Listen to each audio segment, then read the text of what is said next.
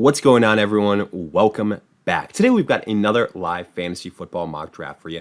Back on FantasyPros with a 12-team full PPR mock where we will be selecting 5th overall. Our roster, 1 quarterback, 2 running backs, 2 wide receivers, a tight end, a flex, and then 5 bench spots. But that's pretty much it, so let's kick this thing off. And while we wait, a quick reminder, if you enjoy, hit that like button, subscribe, give us a follow on Twitter, X at AllDayPigskin to continue interacting with us there. Let us hear it in the comments, your thoughts along with any other questions you guys might have. We'll do our best to answer them all. But with that said, let us dive into this mock. And we've already got a surprise right out of the get-go. At the 101 spot, we have CeeDee Lamb over a Jamar Chase, over a Justin Jefferson.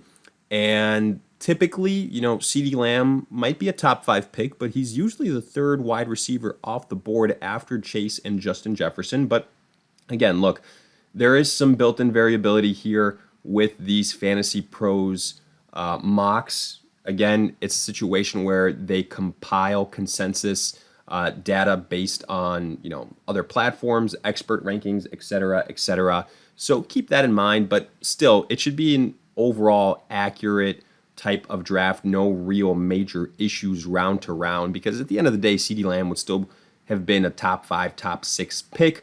The main thing that this does for us is make Justin Jefferson available at the 105 spot. And I mean, look, if we're just going to go based off value, based off what I think is the best pick, it would be Justin Jefferson. I feel like anytime I've done these mocks and he falls to me at this point in time, it's the chalk pick, but I think it's the smart pick. Sometimes the chalk pick is that way because it's just don't overthink it. Now, let's just play the game of what would we do if Justin Jefferson wasn't there. I think in that scenario, this kind of actually becomes one of these picks where I don't necessarily love being right in the middle of the first round. The reason I say that is because in the first round, sure, you've got your choice of arguably still a really good a great running back in a Jahmyr Gibbs and a Genti, Achane, and then some really good wide receivers too. Again, great wide receivers: Puka, Amon-Ra, Malik Neighbors, Nico Collins. My problem is, again, in it being a 12-team league, I think once we get back to the second round, I think we're going to be left with the likes of A.J. Brown, Ladd McConkey, JSN at wide receiver, and at running back, probably like Bucky Irving and Chase Brown. I really like Chase Brown, but I think it might be, a little bit of a reach to get him there. I only say that because typically he's available in the early 3rd round. So from that perspective, maybe you can nab somebody else and then still manage to scoop him up in the 3rd round. I'm not as high on Bucky Irving as some other people are. So I think it just kind of leaves you in a little bit of a conundrum here, especially if you don't select a wide receiver early. Then, how much faith do you have in McConkey, JSN, or Garrett Wilson, T. Higgins being your number 1? So I say all of that to basically wind back up at the selection of Justin Jefferson because I think there's going to be a run on the wide receivers. And I think there's a higher chance that a difference maker at the running back position can fall to us than at the wide receiver in round 2. And obviously you guys can immediately see that that was the case, but let's see why that was the case, right? So after we went JJ, it was actually McCaffrey ahead of Jahmyr Gibbs. And I continue to say this, like, McCaffrey, if he stays healthy, he's going to be a top 3 running back, top 2 running back. So I understand why people are still taking him in the first round, but I also understand why he can drop to the second round. Jahmyr Gibbs afterwards, then Amon-Ra, Puka, Malik Neighbors, Brian Thomas, Garrett Wilson, a first-round selection. So I'm going to go ahead and call that one out immediately because that shouldn't be the case. He should not be going ahead of Nico Collins, ahead of Drake London, ahead of these running backs. I love Garrett Wilson, but you have to admit that there is a big question mark with Justin Fields there. So we don't know what that situation is like. So far that's kind of the biggest asterisk next to this mock. Then it was A.J. Brown, Ashton Genti, Nico Collins, the 203, really good value, 204. Rashee Rice is ranked actually a lot higher than I would like on these Fantasy Pros platforms. So that's somebody I just kind of disagree with at that ranking. Then Trey McBride, Brock Bowers. McBride going ahead of Brock Bowers. I mean, you don't typically see it, but I don't really have any issues with it. I have them right there neck and neck. So what ended up happening here is, I mean, we get very lucky because we have Achane right there for the taking and full PPR. That's the way I'm going to go. Derrick Henry is also an extremely great choice, but I'm just going to go lean with the guy that I think is a little bit of a better fit for full PPR. And then we'll see what happens in the third round. So, wow, we could have gotten very, very lucky. So let's see. After we went Achane, it was Ladd McConkey, Tyreek Hill. Again, Tyreek Hill, I've typically seen him go a little bit later. T. Higgins, the 211. Marvin Harrison at the 212. A lot of weird stuff going on in this mock draft. Typically, Marvin Harrison is a third round selection, fourth rounder, even sometimes. This is much closer to like where I would have Marvin Harrison ranked. Then Jonathan Taylor. Chase Brown, unfortunately, doesn't make it back to us, but I ended up being correct in regards to my assumption that he'd be an early third round pick. JSN, then Derrick Henry at the 304. That's why I said we almost got really lucky. Imagine if we started out this 12-team draft with Justin Jefferson, Achane, and Derrick Henry. That would be bananas. I think Derrick Henry's probably going to end up being like the best value pick of this entire draft, considering where he was selected and the abilities that he has.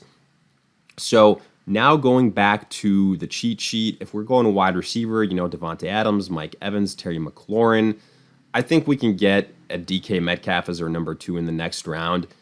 I'm probably going to go running back here. I'm looking at Bucky Irving. I'm looking at Josh Jacobs. I personally prefer Josh Jacobs. I think that Rachaad White, I get it. Bucky Irving got that starting running back job, but Rachaad White still remained, involved and a good pass catcher. I'm going to go personally with Josh Jacobs here as my number 2 running back. And then let's see what happens with some of these wide receivers. If we get lucky, if we don't get lucky, and if we, live to regret some of these selections. So after Josh Jacobs, it was Bucky Irving, then Josh Allen, then Joe Mixon, then Kyron Williams, Lamar, Devontae Adams, James Cook, Breece Hall, Kenneth Walker, Alvin Kamara. I would have Alvin Kamara ahead of Kenneth Walker, probably ahead of Breece Hall as well. Again, Breece Hall, another very talented guy, but the way the Jets were heading last year, it seemed to be a running back by committee. Now you have Justin Fields. James Cook, I think he'll end up being fine. I just think, right now, just typical running back contract drama. Joe Mixon, I would honestly have ranked probably behind Kenneth Walker. I just think the additions that they've had in Chubb and the way Mixon finished out last season concerns me a little bit. Kittle at the 404, Mike Evans, Terry McMillan ahead of DJ Moore, DK Metcalf. A lot of these guys is absolutely bananas. I don't agree with that. Right now, Jaden Daniels is still there if we wanted to go with a quarterback, but honestly, I think DK Metcalf is the better value here. I want to go with another wide receiver. I need another wide receiver after I went running back in the second and the third. I'm going to go with him. I'm not as high on DJ Moore as others. I'm higher on Roma Dunze. So we go with DK Metcalf here. I imagine we're going to see a run on some quarterbacks that were still available. Let's see if that was the case. Yeah, 3 quarterback selections out of the next 4 picks in Jaden, Cortland Sutton, Joe Burrow, and Jalen Hurts. Not too shocked there. Then Chuba Hubbard, DJ Moore, Pacheco at the 503 seems early. Zay Flowers afterwards. So now looking at these names, I think James Conner is an okay pick. I think David Montgomery is an okay pick at the flex. Chris Godwin also potentially. Devonta Smith, I think for me, is just a little bit too up and down. So I probably lean James Conner here. He's a starting running back in Arizona. Feels like he gets overlooked every single year.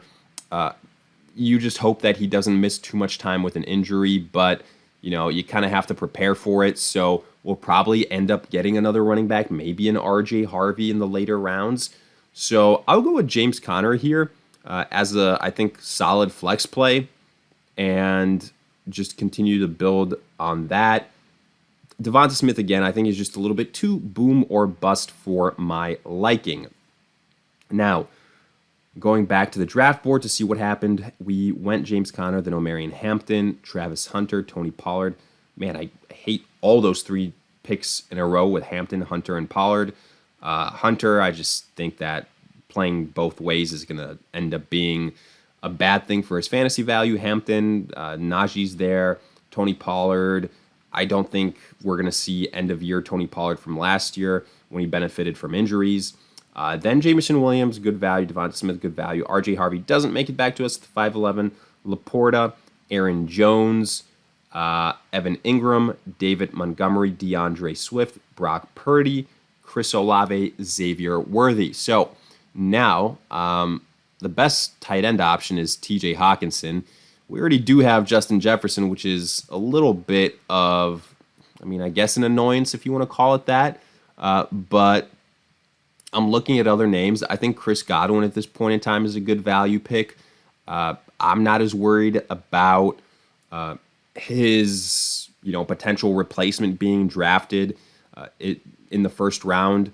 So I think it's still going to be the Chris Godwin and Mike Evans show. Like last year when he was healthy, he was in an amazing pace, especially in full PPR. I'm going to go with Godwin. I think he can be a solid choice.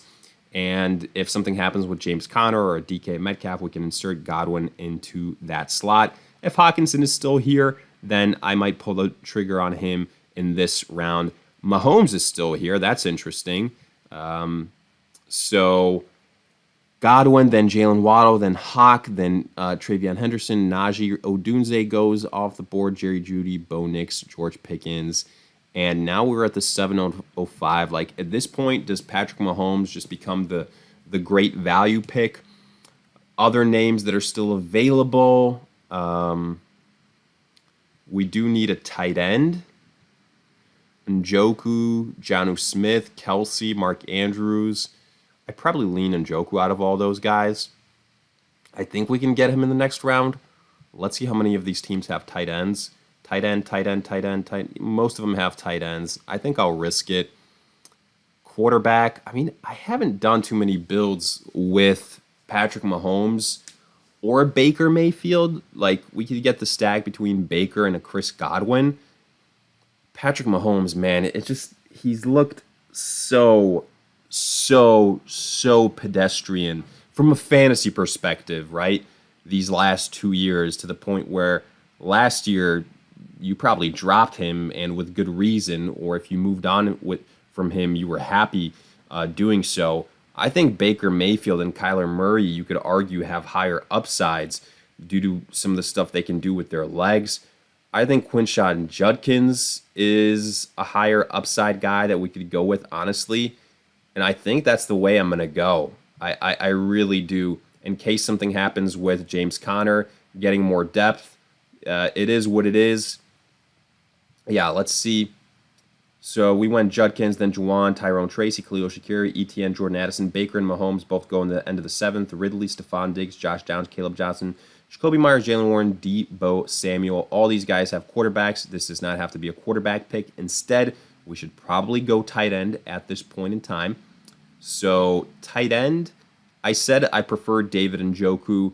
Kelsey, we saw the wheels basically fall off from Kelsey last season. There was a tight end run with Kelsey going, with Andrews going, with who else here? Jonnu Smith. So I'm happy I selected David Njoku there. Pittman, Tajay Spears, Brendan Ayuk, Brian Robinson. I was kind of hoping Brian Robinson might drop to us, but that's okay. Here, I'm probably just going to take Kyler Murray at this point in time. Does everybody have a quarterback other than me? No, this person doesn't. So I think it makes sense. There's a couple teams that don't. Yeah, I think Kyler Murray is the choice here. Some rushing upside. So you got the stack with him and James Conner. I think there's some other intriguing quarterbacks too, in a Jared Goff and a Caleb Williams, but I think Kyler Murray's kind of a boring but, safe pick, if you will, right? Jared Goff is also in the same kind of breath.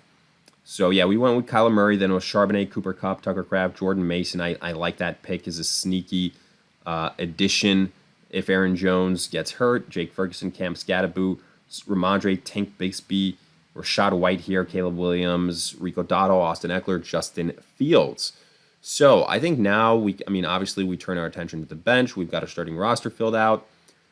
I'm looking at some of these handcuffs. I think Trey Benson makes sense as far as handcuffs are concerned. James Conner does get banged up.